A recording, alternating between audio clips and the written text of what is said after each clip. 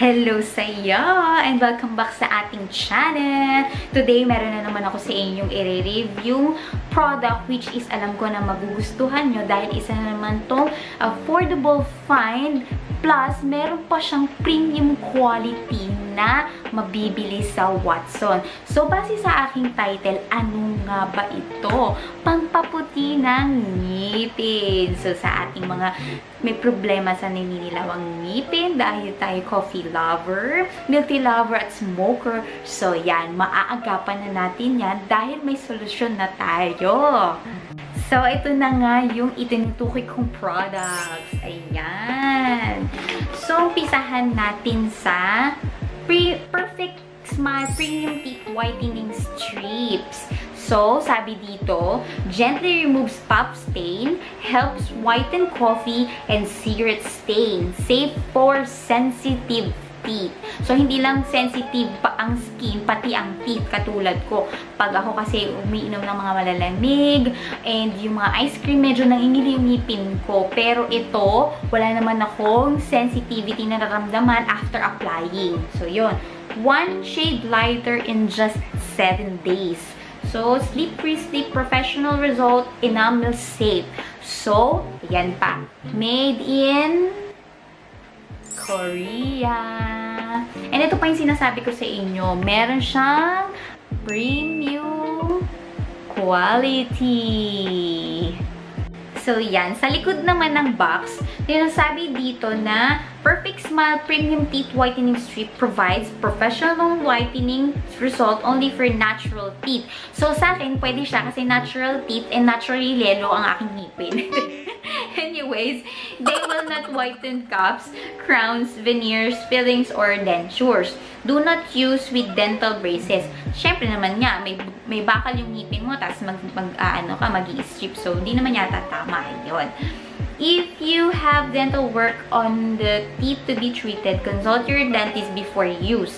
This product should not harm most dental work.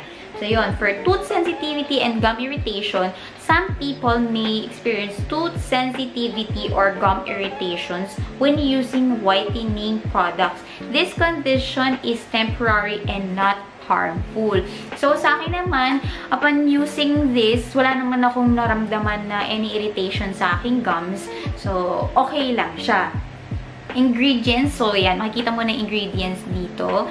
And, so, disclaimer, individual result may vary. Tapos, for brighter results, avoid teeth staining drinks like sodas, tea, coffee during 7 days of use. So, iwasan muna natin yung mga nagpapadilaw ng ating ngipin during 7 days para malaman natin yung total effect niya. So, sa loob ng box, meron siyang product manual, meron siyang teeth color check sheet, and 4 na pack. So, isa na lang natira kasi naubos ko na siyang lahat. So, ito, nagkakahalaman siya ng 2 strips.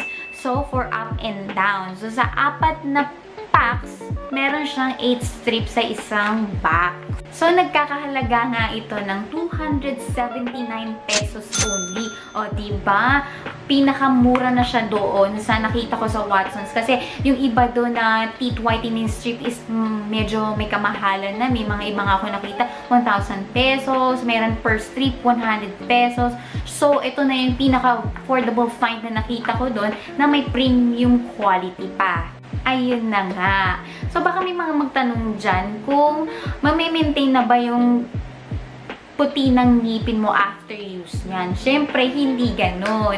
Kailangan pa rin natin ng maintenance. Like yung iwasan lang natin yung pagko-coffee or yung mga sodas, milk tea, smoking para maiwasan natin yung discoloration ng teeth natin. Pero syempre, kung hindi natin maiwasan katulad ko na coffee lover at saka milk tea lover, may solusyon na tayo dyan. Pwede na nating agapan yung paninilaw ng ngipin by using that products. Anyways, disclaimer lang, hindi siya sponsored video. Gusto ko lang sa inyo i-share talaga yung honest review ko dito sa product na to. And yun, baka may magtanong din kung anong pakiramdam or anong lasa nitong strips na to. So, ang pakiramdam nito is parang ordinary lang. Parang naglagay ka lang ng tape dito sa ngipin mo. And wala namang irritation sa akin. Ang lasa niya is medyo matamis siya na mint. Tapos, para siyang toothpaste pero mas lighter yung lasa na menthol nga. Yun. At saka, medyo mabango siya sa breath nut. So, sabi nga dito sa manual, diba, how do teeth become this color? So, yun, coloring materials like yung coffee, tea, beverages, and tobacco penetrates between the enamel and dentin that stains our teeth yellow. So, yun. Iwasan na lang natin, kumbaga, medyo bawas-bawasan natin para kahit pa paano ma-maintain natin yung ating pagputi ng ngipin. So, yun. Paano nga ba gamitin ito? Siyempre, make sure nyo muna na i-measure nyo muna yung color ng teeth nyo. So, ako kasi, yan, nasa medyo gitnaan na ako kasi dati nandito. So, sa first day ko nandito siya, sobrang dilaw talaga ng ngipin ko. So, ngayon parang nandito na siya. O, diba? So, yan. Medyo, sa paggamit ko ng 7 days, nag-lighter siya ng konti. Hindi ko naman kasi, hindi naman siya yung sobrang puting-puting. Kasi hindi ko naman talaga pinangarap yung pag sobrang puti na ngipin ko. Gusto ko lang pantay talaga yung sclera ko, at yung eyeball ko, at saka yung teeth ko. Para kahit papano, balance, diba? Yun. Ganito siya gamitin.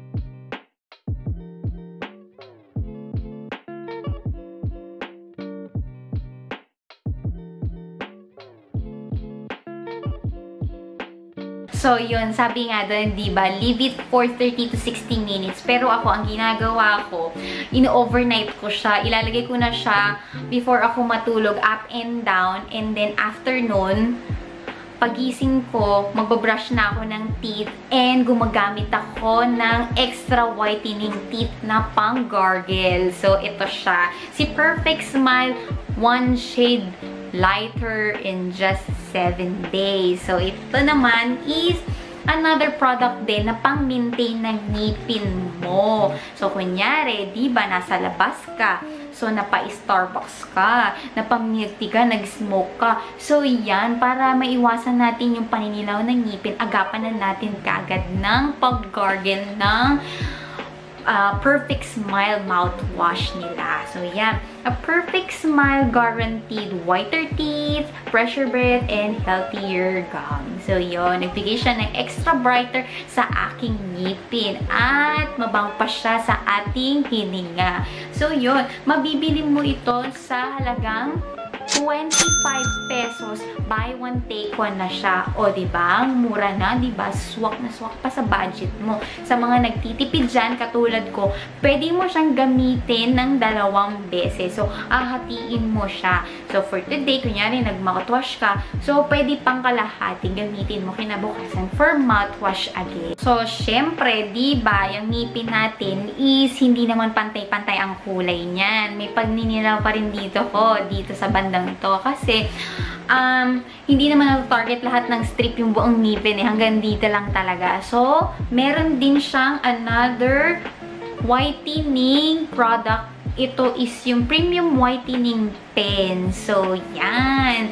Combo, diba? Meron ka ng ginagamit na strip, pampaputi na ngipin, tapos meron ka pa nito. So, ito siya. Pagbukas mo, ito na nga siya. Ayan. Para siyang merong silicone na brush dito. And then, i-twist mo lang siya. Hintayin mo lang lumabas yung product. So, ayan. Paglabas ng product, so, ganito siya. So, clear lang siya. Ay, hindi mag-focus eh. So, ganyan siya. And then, pagkalabas ng product, i-brush mo na yung naninilaw na ngipin na hindi pantay doon sa ginamitan mo ng ngipin. So, ganyan na lang siya. Ayan. So, ang lasa nito is same lang doon sa strip niya. So, para siyang menthol na lighter na lasa na matamis. So, ganun siya. Tapos, after nun, hugasan mo lamang siya ng tubig kasi Ayun, antibacterial din siya. So, perfect siya sa ating ngipin. Nagkakahalaga nga ito ng 229 pesos lang. O, diba? So, yan na lahat yung mga products na pwede natin gamitin pang paputi ng ating ngipin. So, again, para ma-maintain natin yung ating ngipin na maputi, is iwasan natin yung mga nagpapadiscolor ng ating ngipin. Katulad nga, syempre, again, ng milk tea, sodas, coffee, at saka smoking. Iwasan natin yan para kahit papano ma-maintain natin ang pagputi ng ating ngipin. Pero katulad ko na coffee lover, milk tea lover, so pwede naman natin maiwasan din at maagapan ang paninilaw ng ngipin sa paggamit ng mga products na yan. So, ayun na nga lahat. Anyway, sana may nakuha na naman kayong tipid tips sa akin sa pagpaputi ng inyong ngipin katulad ko. So, hindi na natin kailangan pa magpa-dentist para magpa-bleach kasi may kamahalan ng bleaching. So, nakakangilo pa. So, yan. Pwede natin gamitin yung mga products na to pampaputi ng ating ngipin. So, yan. Share nyo na sa mga friends nyo medyo madidilaw ang ngipin para kahit paano makatulong tayo sa kanila para pumuti ang kanilang ngipin.